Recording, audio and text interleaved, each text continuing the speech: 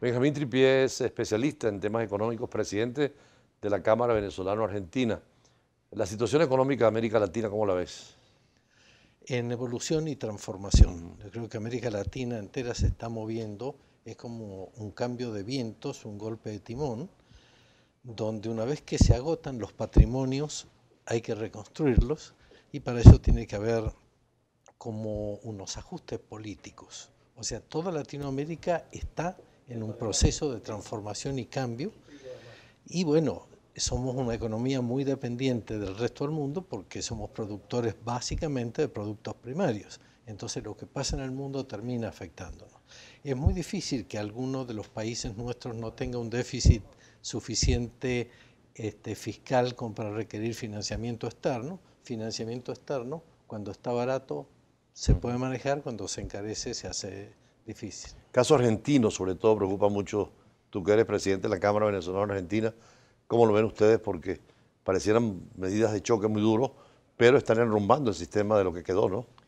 Sí, bueno, o sea, no me cabe duda que yo me veo un poco reflejado en lo que puede ser el futuro de Venezuela, porque en algún momento, fíjate, los apagones eléctricos, que son cada vez más frecuentes en Caracas y ya un estándar en el país, se deben a un tema de inversión. En algún momento va a tener que llegar la inversión y vamos a tener que ir a tarifas. Una noticia que salió hoy, que una lata de atún equivale a 1 millón de litros de gasolina. Sí, sí. Entonces, en un determinado momento vas a tener que levantar el precio de la gasolina, vas a tener que levantar los precios Que son medidas fuertes, ¿no? y va a haber que tomarlas, porque si no se te apaga la luz. O Es sea, lo que está pasando con Macri, mucha crítica de la oposición sobre todo.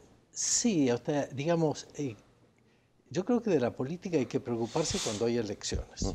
Para Macri le falta más de un año para elecciones. Yo creo que tiene que tratar de no mirar tanto a la política y mirar más lo que hay que hacer.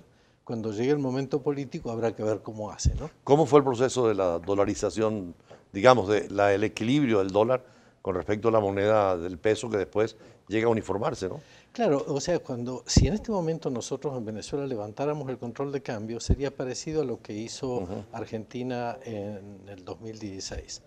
Como no tienes plata para que se te vaya, lo más probable es que cuando abras esa ventana entre plata. Es lo que pasó allá. Claro, no entró lo suficiente que tenía que entrar como para poder estabilizar las grandes inversiones que hay que hacer en el sector eléctrico. Y el factor de ajuste son las tarifas. O sea, la tarifa es siempre la medida de lo que tienes que actualizar en un sector determinado básico, ¿no? De los En esa perspectiva, entonces, deberíamos ir a Fondo Monetario Internacional, como fue Argentina, o a créditos internacionales. créditos internacionales sí, Fondo Monetario mejor todavía, porque la diferencia hoy es casi de 10 puntos entre lo que te cobra el fondo y lo que te cobra el resto del mundo. Y el fondo tiene la capacidad de entenderte que no es una operación financiera, sino que es de desarrollo. Creo que son los dos objetivos de las entidades internacionales que puedan prestar, ¿no? ¿Cómo fue el negocio con la Argentina y el Fondo Monetario? 50.000 millones de dólares con un tramo inicial de 15.000 y después se van a ir soltando tramos, es lo que se llama el concepto de stand-by. Si tú logras cumplir ciertas metas, se te liquidan ciertas cosas, así hasta llegar a los 50.000 millones de dólares. Ok, concretamente más le vale al gobierno argentino administrar bien ese préstamo, porque cualquier otro préstamo por fuera del fondo es carísimo, muy caro. Ahora, ustedes tuvieron también un tiempo de hiperinflación, otras oportunidades, otras situaciones, el corralito famoso. ¿Cómo superar esa situación? Que Venezuela está por ese camino. Claro, pero fíjate que el corralito viene después de la pseudo dolarización que fue la caja de conversión en Argentina poniendo un dólar, un peso. Eso viene después, como salida de ese corralito. Y yo no nos veo en ese camino de dolarización o de caja de conversión. Podría parecer una medida de shock para frenar la inflación, pero hoy en día nuestra realidad económica es mucho más compleja que eso. A lo mejor por frenar la inflación con una medida focalizada podemos destruir otras cosas. Yo creo que la inflación hay que frenarla, pero al mismo tiempo que se armoniza con un conjunto de políticas Pero públicas. políticamente sí, la situación es clara, el juego político respetuoso, la oposición funcionando, el gobierno también, los derechos humanos respetados.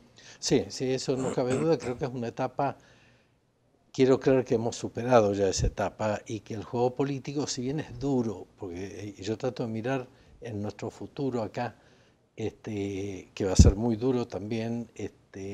Yo trato de imaginarme al chavismo de oposición y te digo, no le deseo a un opositor. ¿Qué es lo que ha hecho el peronismo ahorita, ¿no? La versión de Claro, Kirchner. no tan duro, pero sí, o sea, hay que manejar un juego político que en realidad es por la pobreza que existe. Cuando hay pobreza, siempre vas a tener la oportunidad de alguien que te diga medidas duras. No. En el caso de Ecuador pareciera distinta la situación, ¿no? A pesar de que el gobierno está cambiando lo que es la política de Correa, incluso señalando a Correa casi de llevarlo a la cárcel, la economía ha seguido un camino de compromiso social y sin grandes confrontaciones. Eso yo creo que se debe a la dolarización. En ese caso, la Ha dolarización sido fue un positiva. compromiso de Estado que en el caso Correa la utilizó borderliner, pues es muy difícil hacer populismo dolarizado. Claro.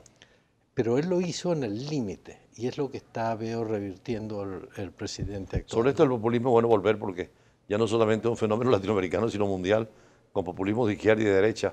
Vamos a un corte y regresamos, seguimos conversando con el economista Benjamín Tripié.